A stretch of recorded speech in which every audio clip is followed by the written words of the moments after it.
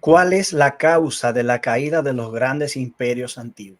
¿Cuál será el último gobierno o imperio mundial? ¿Y qué relación tendrá el pueblo de Dios con este gobierno? Bien, este es el tema que estaremos tratando en el día de hoy. Les habla el pastor Héctor Delgado. Y como siempre es un inmenso placer enviar un afectuoso saludo a todos los fieles oyentes de Radio Esperanza New York y también a todos los amigos que siguen estas transmisiones a través de las redes sociales. Me acompaña el pastor David Contreras.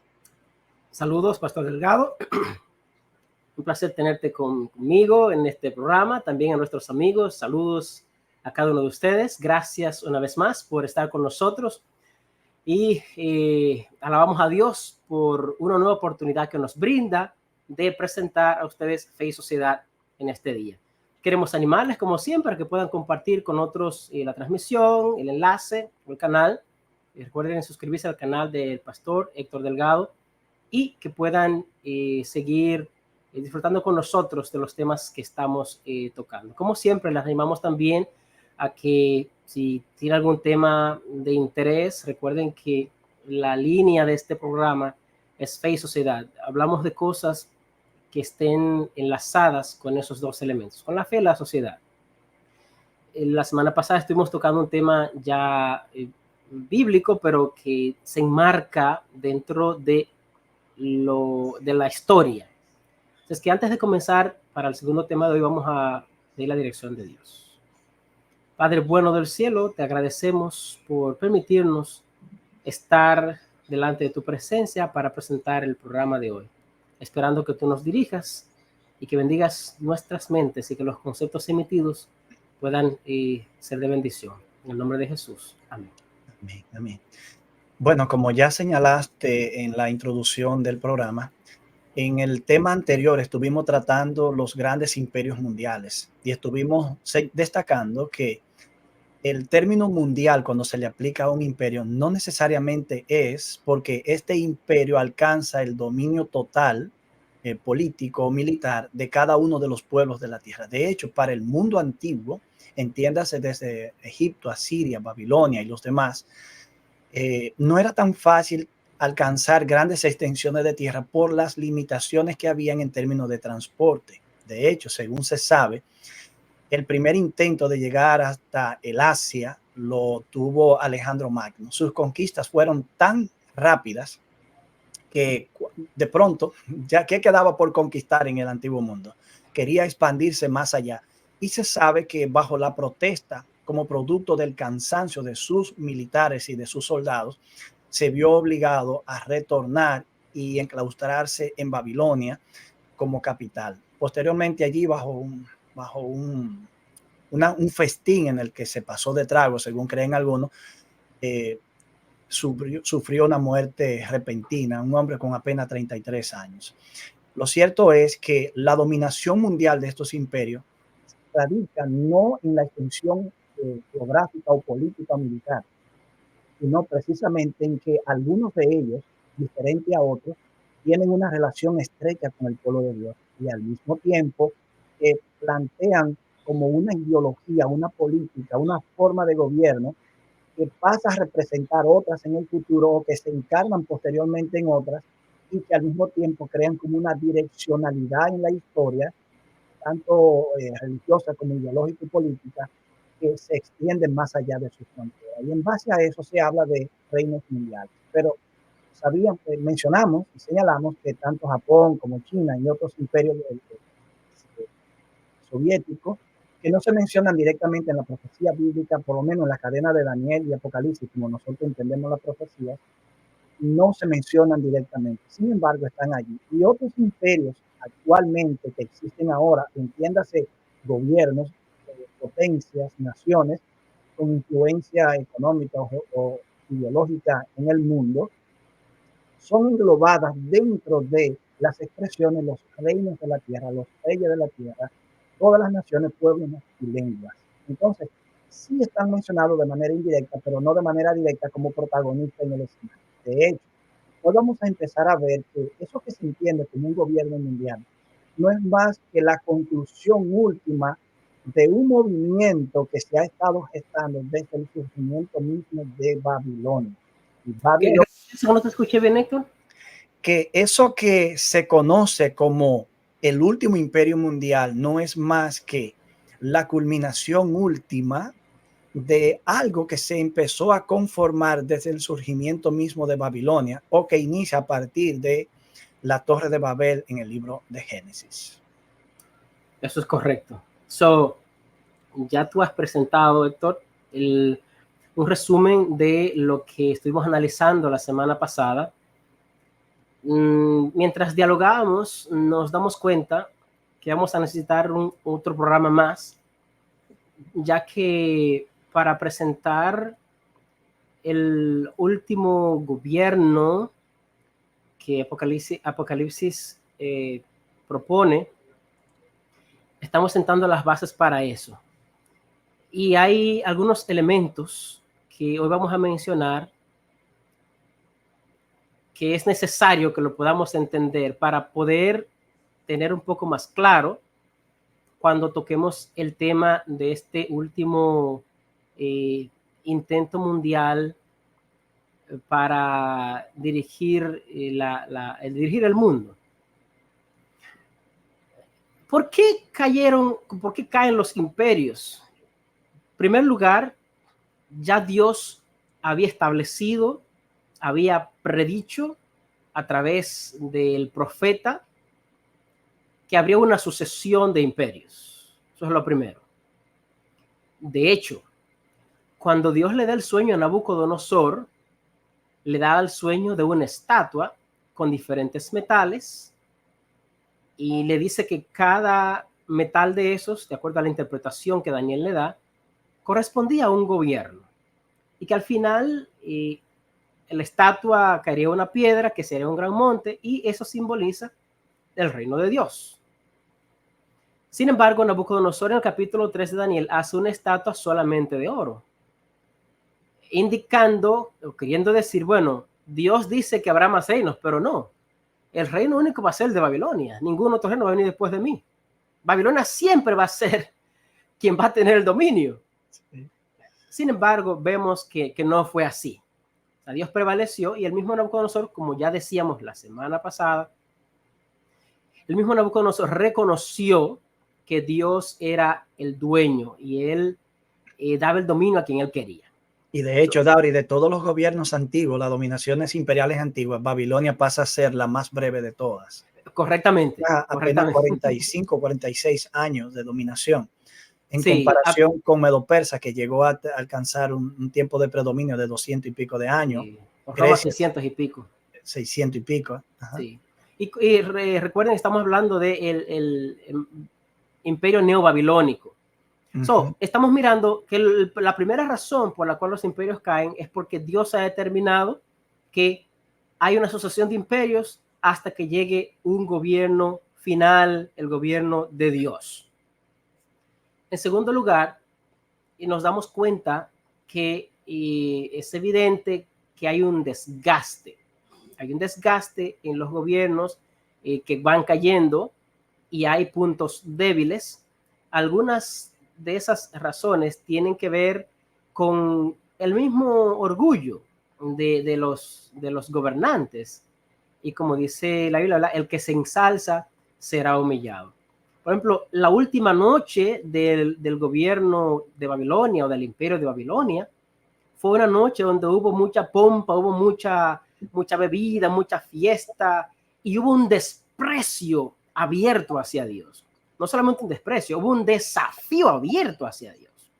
So, el mismo Dios que había establecido esa misma noche, el rey Belsasar, corregente, ya que su papá Nabonido era el rey, no se daba cuenta que ya los persas y los medos ya venían por allí, estaban desviando el río.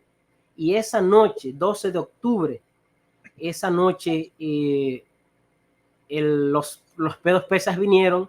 Algunos dicen que algunas personas dentro de Babilonia pues le abrieron el puente o abrieron el río, abrieron la puerta, perdón. Al desviar el río pudieron entrar por el río a la ciudad de Babilonia. Y así termina el imperio de Babilonia. Sin embargo, vamos a ver más adelante que en el libro de Daniel la influencia de Babilonia sigue prevaleciendo. Después vino los medopersas. era un reino dividido, y uno de los reyes más influyentes fue su primer rey, que fue Ciro, Darío el Meda también, y hubo una sucesión de reyes, que después, cuando viene Carlomagno, que es el rey de Grecia, pues invade allí. Y ya tú mencionaste cómo pasó con Carlomagno, cuán breve duró su vida, pero a pesar de lo breve de su vida, cuán grande fue el dominio que él llegó a tomar. Y entonces, después de esa división que hubo, duró por cierto tiempo, hasta el año 300, desde el año 331 hasta el año 100 y algo por allí, que es cuando ya está muy débil, porque se divide. Por un lado está los seleucos, los seleucidas, por otro lado está los ptolomeos. Los 4 principales generales fue Seleuco, Ptolomeo, Casandro y Lisímaco. Y ya cuando el Roma viene, es porque ya está dividido. Creo que uno de los Antíocos fueron de los últimos que quedaron, porque ya se dividió completamente el reino. Y entonces surge Roma para durar casi 600 años, en el año 476 después de Cristo. Entonces se va debilitando porque vienen algunas tribus bárbaras, comienzan a invadir, hubo una división interna y también el reino se fue debilitando. Cada uno de esos imperios que viene, de alguna forma son debilitados y de alguna forma ellos caen. Pero ya estaba predicho por el mismo Dios la sucesión de cada uno de ellos. Y tal como Dios había dicho, así se iba a cumplir. Eso les demostró a cada uno de esos imperios que la última palabra él la tenía. Y que en última instancia, él es quien tiene el gobierno del Hay factores que inciden para el levantamiento de una nación, pero también de igual manera hay factores que aparecen para la caída de los imperios. De manera que lo que afecta a algunos para su caída, cuando coinciden con lo que beneficia a otros para su ascenso, es lo que da como resultado el traspaso de una nación a otra o de una gobernación imperial a otra. Sin embargo, me gustaría señalar que en lo que respecta, por ejemplo, a la caída de Roma, Edward Gibbon, este gran historiador, dice que hay varias causas que influyeron en la caída de este imperio.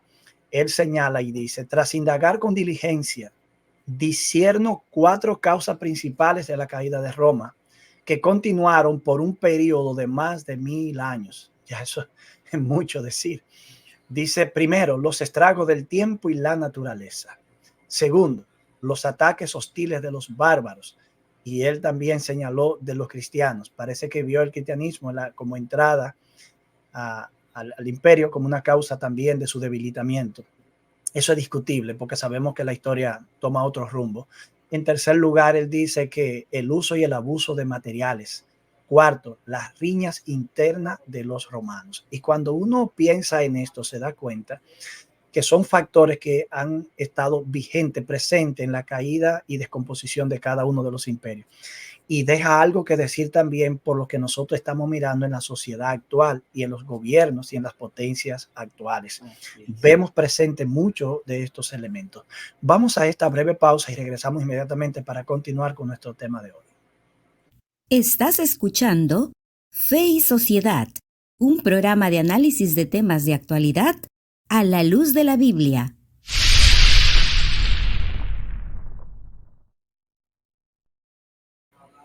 Estamos estudiando en el día de hoy el último imperio mundial. Sin embargo, estamos en nuestra primera parte, así que este programa estará siguiendo una segunda parte y quizás, muy probable, también una tercera parte. Bueno, Héctor, ya estamos en la segunda parte. Esta es la segunda parte.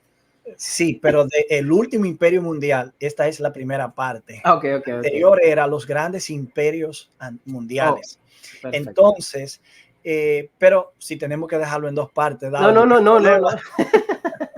No, lo importante es que lo que tengamos al final sea algo que la gente pueda comprender de acuerdo a la secuencia que venimos desarrollando. Correcto. En ese sentido, David, una cosa que ha resultado clara hasta ahora es que Babilonia ocupa un lugar protagónico en la historia desde su surgimiento, pero también en la narrativa bíblica. Sí. Babilonia es ese término imperio, vamos a llamarlo de esta manera, ese imperio poder o ese término nombre poder que va como creando una imagen que se va como reconfigurando a través del tiempo. Sí, Originalmente Imperio Antiguo, luego Imperio Medio, luego Neoimperio. Posteriormente, ese símbolo de apostasía, símbolo de exaltación, representación del orgullo espiritual, ese espíritu de intento de predominio global, incluso de exaltación contra el Dios verdadero. así Y es. nosotros podemos adelantar que el último imperio mundial, la última confederación mundial, según el libro de Apocalipsis, precisamente asume el título de la Gran Babilonia. Pero luego, naturalmente, veremos que eso está conformado por 3 entidades o poderes que menciona también el libro de Apocalipsis claramente, y luego estaremos mirando esas entidades y tratando de llegar a una conclusión respecto a eso. Así es. So, para nosotros poder entender, como decíamos anteriormente, este gobierno, esta entidad Babilonia que tú mencionas, Héctor, ya en Apocalipsis, tenemos que de alguna forma ver los detalles que la Biblia proporciona respecto a la naturaleza y el comportamiento de la Babilonia, de la Neobabilonia que gobernaba Nabucodonosor. Allí nosotros, de hecho, Héctor, hasta podemos ver algunos atisbos, si pudiéramos decir, o algún preview de cómo iba a actuar la Babilonia espiritual al fin del tiempo, basado en la Babilonia histórica.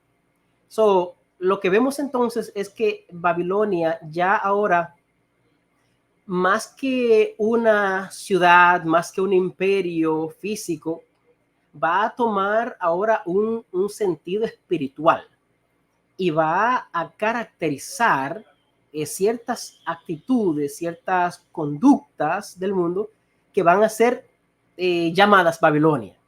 So, esa influencia la va a tener en la palabra de Dios. Algunas de las cosas, vamos a ver algunas de las cosas que nos presenta la Biblia respecto a esta Babilonia. En primer lugar, en Daniel se nos presenta que cuando Dios entrega en manos de Nabucodonosor a Joaquín y a Judá, rey Joaquín y Judá, fue la primera deportación, después hubo otra, la última con Sedequías. So, encontramos allí primero a los jóvenes que tienen los caracteres principales del libro o de los primeros capítulos, se les cambia el nombre, ¿ok? Y se les coloca el nombre de los dioses babilonios.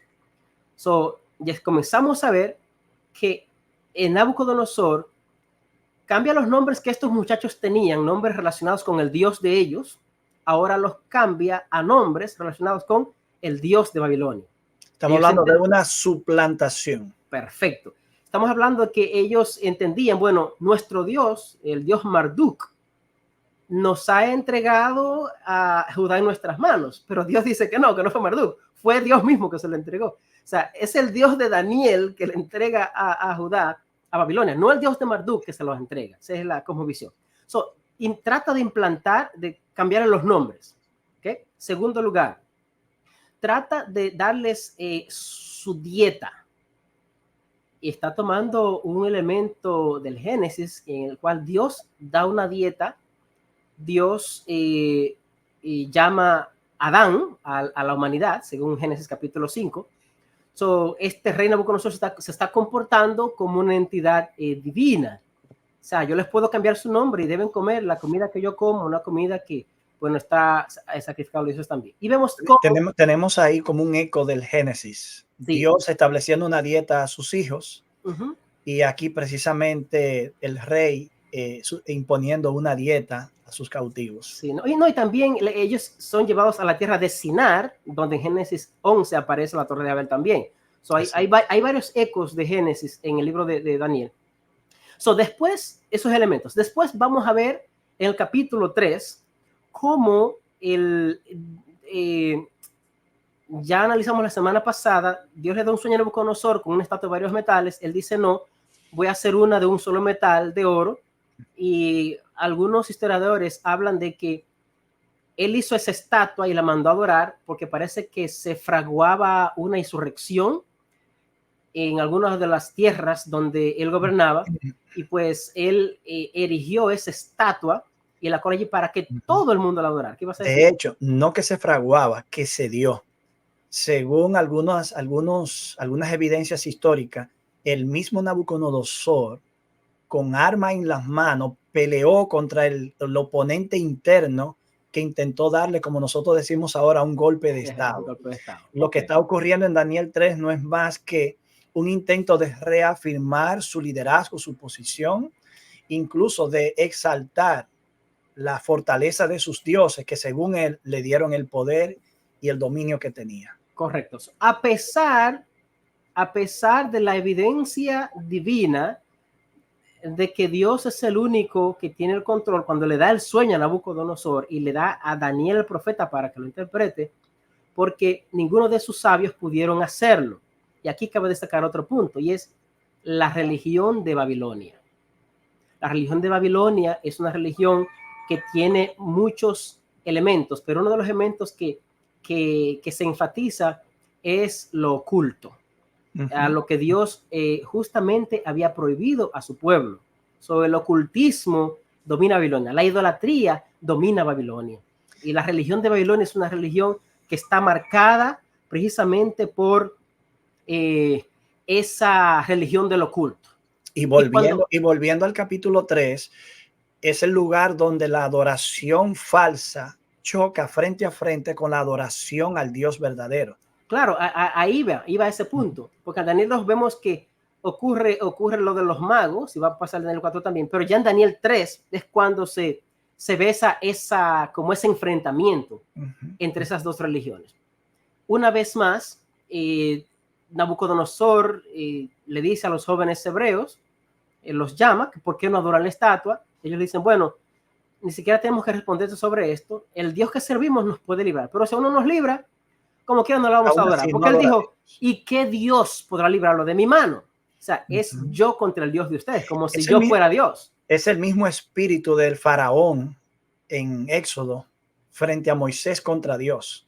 Y de hecho, Dauri, no es casualidad que Egipto en ese contexto, tanto como Babilonia, son las imágenes de los imperios antiguos que se reinserta en la historia de Apocalipsis. Eso es correcto. Y eso lo vamos a ver cuando toquemos ya el último tema del gobierno mundial.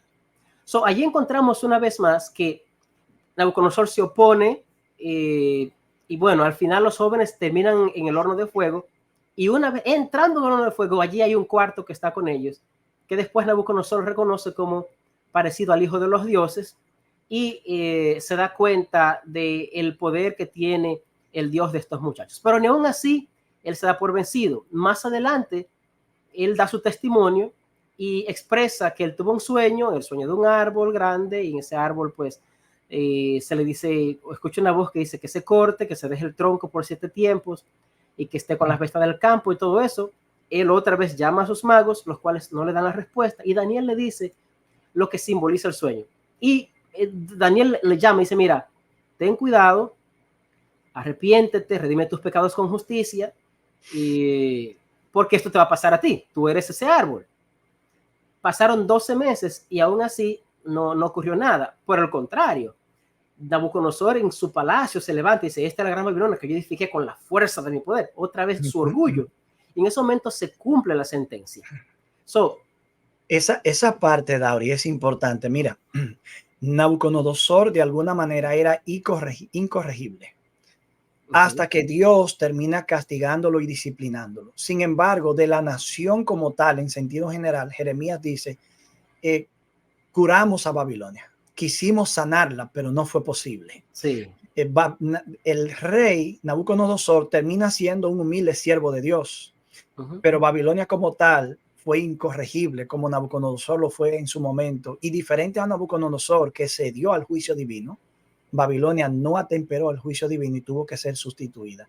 En esa parte del capítulo 4 hay una imagen predominante en Babilonia, que es la de la exaltación, la de la arrogancia espiritual, la de el poder que se impone, el poder que usurpa, que se resiste a conocer la superioridad divina, la grandeza del ser divino, y se impone por encima de él. Es más que es el mismo espíritu de Isaías 14. Subiré sobre las alturas del cielo, allí a lo lado del norte me sentaré y seré semejante al Altísimo. Nabucodonosor, más que sustituir a Dios, quería un lugar al lado de Dios dentro de su área de grandeza.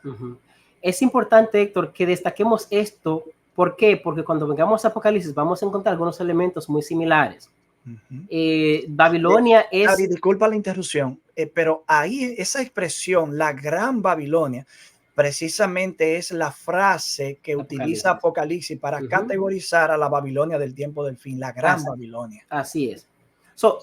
Babilonia es comparada en Isaías 14, como tú decías, al mismo Satanás, o lucero hijo de la mañana, refiriéndose al rey de Babilonia, pero el lenguaje, ¿verdad?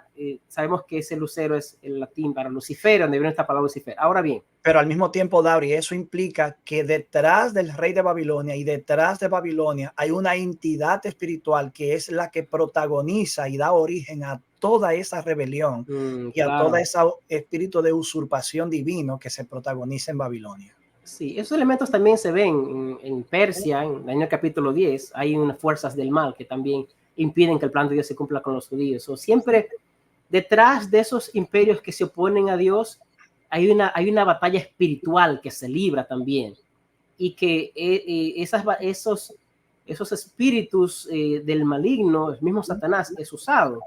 En Apocalipsis vamos a ver eso también. El punto es ese. Ahora bien, hay un elemento, Héctor, que me llama la atención, y es el mismo capítulo 3. Nabucodonosor hace ¿qué cosa? Él hace una imagen, hace una estatua. Y él proclama que todo el mundo adore esa estatua, que todo el mundo adore esa imagen, la imagen de su Dios. Y el que no lo haga, entonces, ¿qué va a hacer? Esa persona iba a ser echada en el horno de fuego.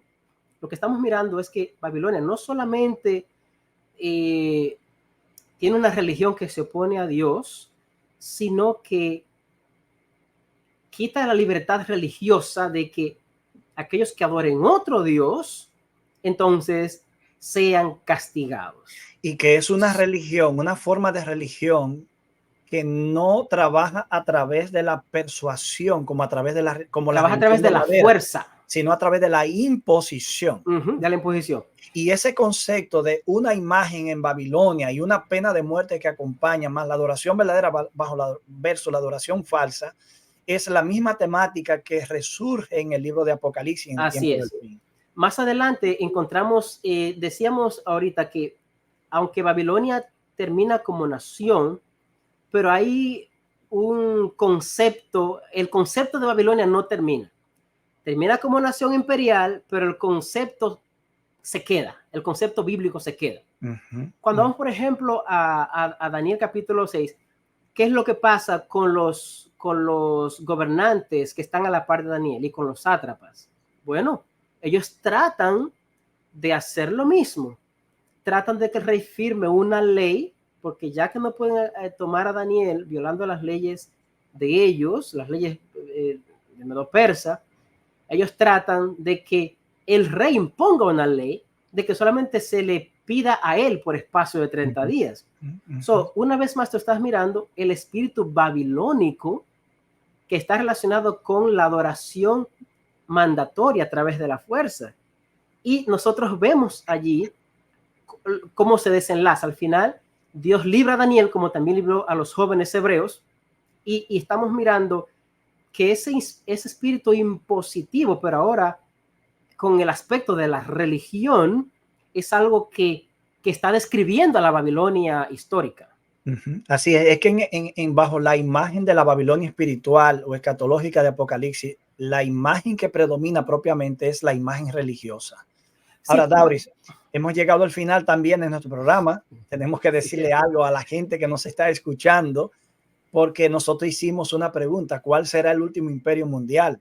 Y la gente dirá, bueno, nos hablaron de todo menos de eso. Yo creo que todos los oyentes que nos han estado siguiendo de manera atenta ya pueden responder la pregunta, porque realmente la intención de este programa era eso, llegar hasta este punto sin desarrollar propiamente esa pregunta, pero dejándola respondida. ¿Cuál es el último gran imperio mundial? Bueno, Babilonia. Pero, ¿qué Babilonia? ¿Cuál es la ¿Qué forma naturaleza? tiene? ¿Cuál es el significado? ¿Qué conforma a Babilonia? Eso es lo que Ya tú estaremos estás haciendo mirando las preguntas para el siguiente tema. el siguiente tema. Ese es lo que estaremos estudiando. Dauri, pero ante esta realidad, ¿qué podemos decirle a nuestros oyentes en términos de las implicaciones que esto tiene? Vemos que hay una historia, una narrativa en la Biblia que se va, un hilo conductor que se mantiene allí, y todo esto naturalmente es la mente magistral divina que está tejiendo esa historia con imágenes del pasado, lo que hace que Dios, en términos de la revelación del futuro, sea predecible. Claro. ¿En qué sentido? Porque lo que se revela del futuro está estructurado en un lenguaje que reengancha y conecta con el pasado. Por lo tanto, esas imágenes, una vez comprendidas, como la hemos estudiado aquí, nos dan oportunidad de interpretar adecuadamente las escenas del futuro. ¿Qué podríamos decirle a nuestros oyentes? Bueno, basado en lo que hemos estudiado en el día de hoy, podemos decirle a nuestros oyentes que aunque los poderes, cualquier poder pueda interponerse en tu relación con Dios o en tu adoración a Dios, tú debes siempre permanecer fiel. Y así como pasó con Daniel, así como pasó con los jóvenes hebreos, se trataba de imponer una religión sobre la fe de ellos. Y de igual manera, la fe en Dios no puede ser obligatoria, pero tu convicción de tu fe en Dios, las convicciones que tú tienes, debes ser fiel a esas convicciones y no permitir que alguien viole tu conciencia o que por tú no meterte en problemas, tú solamente ser infiel a la fe que tú tienes. Mantente fiel en tus convicciones, aunque se promen los cielos y la tierra, y aunque cualquier gobierno pueda tratar de imponerse en esa fe que tú tienes. Trasladándome al libro de Apocalipsis, a ese escenario que es el peor de todo, en el capítulo 17, donde Babilonia está predominando, pero donde se está describiendo el juicio divino contra Babilonia. En el versículo 17 dice que Dios ha puesto en sus corazones, en el corazón de los reinos de la tierra, ejecutar lo que él quiso. Y eso es ponerse de acuerdo y dar su reino a la bestia hasta que se hayan cumplido las palabras de Dios. Dios no es el autor de esta amalgama de mal, pero el texto destaca la soberanía de Dios sobre los eventos humanos. Así que independientemente de lo que ocurrió en Babilonia, independientemente de lo que ocurrirá bajo el contexto y la gobernación de la nueva Babilonia de Apocalipsis, una cosa es segura: Dios no es ajeno a esas movidas políticas, religiosas. Dios no está de brazos cruzados ignorando la batalla que el pueblo de Dios tendrá que librar. Él será un protagonista que irá, como dice Jeremías, delante de nosotros como un poderoso gigante peleando nuestras batallas. La victoria del pueblo de Dios no es más que la victoria de Dios mismo sobre las fuerzas del mal en el tiempo del fin. Amén. Quiero dejarte esas palabras de ánimo, entendiendo que aunque vamos hacia un escenario político y religioso, ideológico muy complejo, la luz de Dios estará en la mente de sus hijos. Ellos entenderán, podrán comprender y formarán parte del lado correcto, el lado que triunfa finalmente con Dios como Rey y soberano absoluto. Que Dios pueda bendecir, y entonces nos veremos en nuestro próximo tema.